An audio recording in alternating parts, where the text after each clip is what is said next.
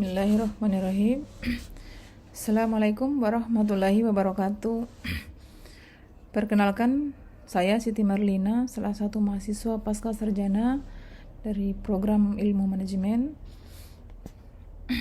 Pada kesempatan kali ini, saya akan memaparkan materi tentang perkuliahan perencanaan dan pengembangan sumber daya manusia.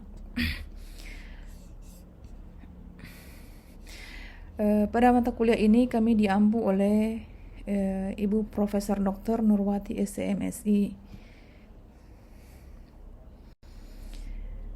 Di sini kami mendapat tugas untuk mereview salah satu bab buku perencanaan dan pengembangan sumber daya manusia yang telah karangan dari Profesor Dr. Haji Sedermayanti, MPD, APU.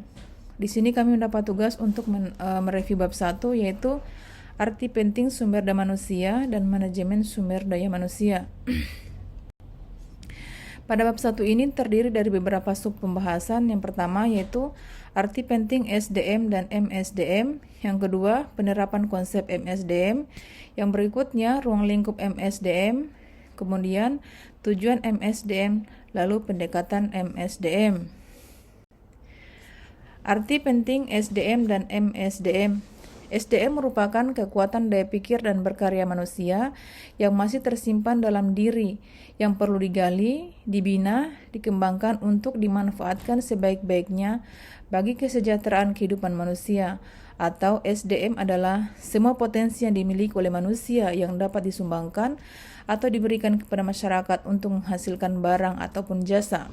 Kemudian MSDM artinya adalah suatu proses pemanfaatan SDM secara efektif dan efisien melalui kegiatan perencanaan, penggerakan dan pengendalian semua nilai yang menjadi kekuatan manusia untuk mencapai tujuan. MSDM juga adalah proses pendayagunaan manusia sebagai tenaga kerja secara manusiawi agar semua potensi fisik dan psikis yang dimiliki berfungsi maksimal untuk mencapai tujuan.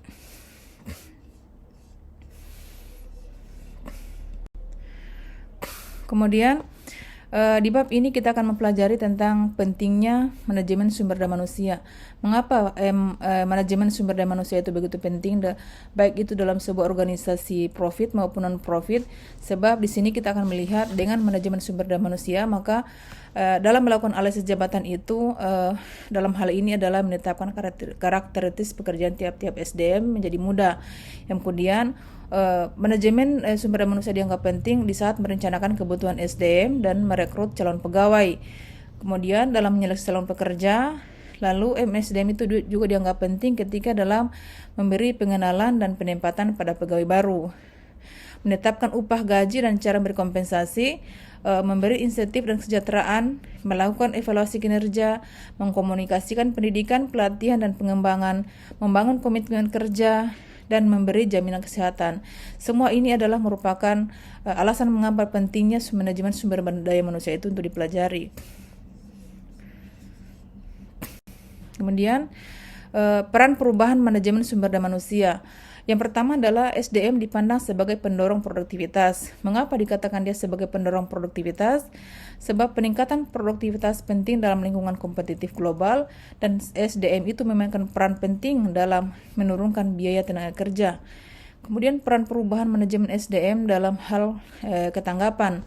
Perusahaan dituntut lebih tanggap terhadap inovasi dan perubahan teknologi yang merupakan tujuan utama manajemen. Dalam hal ini perusahaan itu harus dia lebih tanggap terhadap sebuah perubahan seperti yang kita ketahui saat ini adalah perubahan terjadi dalam sektor TIK dan ini teknologi ilmu komunikasi dan teknologi informasi komunikasi, sehingga perusahaan menuntut ketanggapan untuk bisa menyesuaikan diri terhadap perubahan itu. Maka hal ini dibutuhkan adalah SDM yang tangguh. Kemudian adalah SDM dan jasa. SDM dan jasa yang dimaksud di sini adalah organisasi atau perusahaan jasa sangat memerlukan SDM atau tenaga kerja yang punya sikap dan perilaku yang baik sehingga membuat pelanggan puas. Kemudian peran perubahan manajemen yang berikutnya adalah SDM dan komitmen pegawai. Di sini peran perubahan manajemen sumber daya manusia akan memberikan motivasi pada komitmen pegawai, membangun kesetiaan pegawai, menciptakan sintetis dari tujuan pegawai dan organisasi atau perusahaan. Kemudian masuk dalam poin SDM dan strategi organisasi perusahaan. Di sini kita melihat bahwa peran perubahan manajemen sumber daya manusia itu ditujukan untuk mempertahankan keuntungan yang bersaing, kemudian memerlukan peran SDM yang semakin besar dan menetapkan atau menempatkan SDM dalam peran sentral. Poin berikutnya daripada bab 1 ini adalah penerapan konsep MSDM. Penerapan fungsi MSDM secara makro dan mikro. Arti dari makro adalah fungsi pokok manajemen umum seperti fungsi manajerial, dalam hal ini adalah planning, organization, actuating, dan evaluasi. Kemudian arti mikro, fungsi manajemen secara operasional. Prinsip-prinsip manajemen SDM. Pertama adalah prinsip kemanusiaan. Yang kedua, prinsip demokrasi. Prinsip the right man on the right place atau the right man on the right job. Prinsip equal pay for equal work. Prinsip kesatuan arah. Kemudian prinsip kesatuan komando. Prinsip efisiensi. Prinsip efektivitas. Prinsip produktivitas kerja, prinsip disiplin, dan prinsip wewenang dan tanggung jawab. Prinsip-prinsip inilah yang dianut oleh organisasi profit, baik itu organisasi profit maupun non-profit, dalam menjalankan manajemen sumber daya manusia. Kemudian kita akan melihat lagi bagaimana ruang lingkup MSDM. Ruang lingkup MSDM ini terdiri dari yang pertama adalah ditinjau dari fungsi manajerial, dalam hal ini meliputi perencanaan, pengorganisasian, penggerakan, dan pengawasan. Kemudian ruang lingkup MSDM berikutnya adalah fungsi operasional MSDM. Di sini kita akan melihat pada saat pengadaan, maka kegiatan memperoleh SDM itu yang tepat dari kuantitas dan kualitas yang dibutuhkan untuk mencapai tujuan perusahaan. Kemudian pada saat pengembangan SDM, ini masih fungsi operasional SDM. Di sini setelah pegawai diperoleh, maka mereka harus dikembangkan untuk meningkatkan keterampilan, pengetahuan, sikap melalui latihan, dan pengembangan agar dapat menjalankan tugas dengan baik. Artinya pegawai-pegawai yang telah direktur tadi melalui seleksi pengadaan, perusahaan kemudian mengembangkan mereka melalui beberapa kegiatan yaitu latihan pengembangan agar pegawai baru ini dapat menyesuaikan diri dengan tradisi dan pola kerja yang baru di perusahaan tersebut.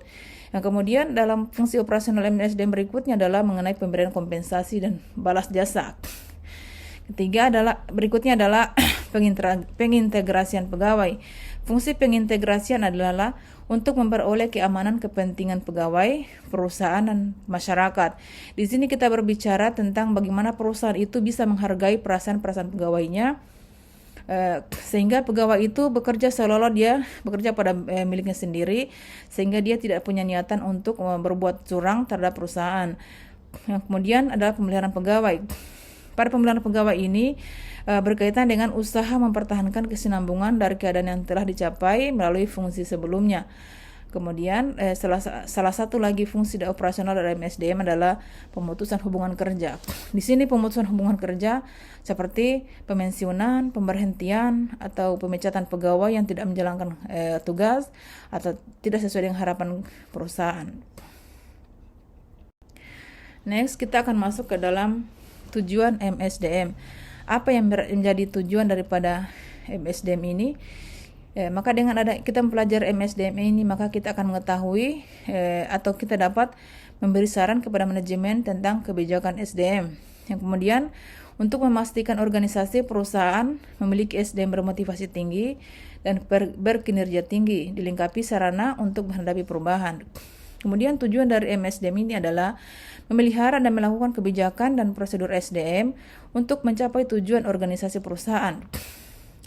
Lalu tujuan kita dalam belajar MSDM adalah mengatasi krisis dan situasi sulit dalam hubungan antar pegawai agar tidak ada gangguan dalam mencapai tujuan organisasi.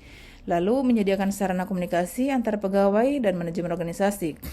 Tujuan berikutnya adalah membantu perkembangan arah dan strategi organisasi atau perusahaan secara keseluruhan dengan memperhatikan aspek SDM. Lalu, salah satu tujuan terakhir daripada mempelajari MSDM ini adalah untuk menyediakan bantuan dan menciptakan kondisi agar dapat membantu manajer lini dalam mencapai tujuan. Kemudian kita masuk pada pembahasan terakhir mengenai arti penting MSDM. Dalam hal ini adalah pendekatan MSDM. Pendekatan apa yang digunakan ketika kita menjalankan MSDM? Yang pertama adalah pendekatan strategi. Pendekatan strategis di sini dimaksud adalah MSDM harus memberi andil atas keberhasilan strategi perusahaan. Kemudian pendekatan MSDM merupakan manajemen manusia penting dan martabat manusia tidak boleh diabaikan. Kemudian pendekatan manajemen. Pendekatan manajemen ini di sini, maka MSDM itu dipandang perlu melakukan tanggung jawab pada setiap level manajer. Pada pendekatan sistem, maka MSDM itu berlangsung dalam sistem yang lebih besar. Kemudian pendekatan proaktif, MSDM bisa meningkatkan andilnya atas pegawai dan organisasi dalam mengantisipasi berbagai masalah. Demikian pembahasan mengenai arti pentingnya SDM dan MSDM. Lebih dan kurangnya kami mohon dimaafkan atau mohon koreksi. Sekian dan terima kasih. Assalamualaikum warahmatullahi wabarakatuh.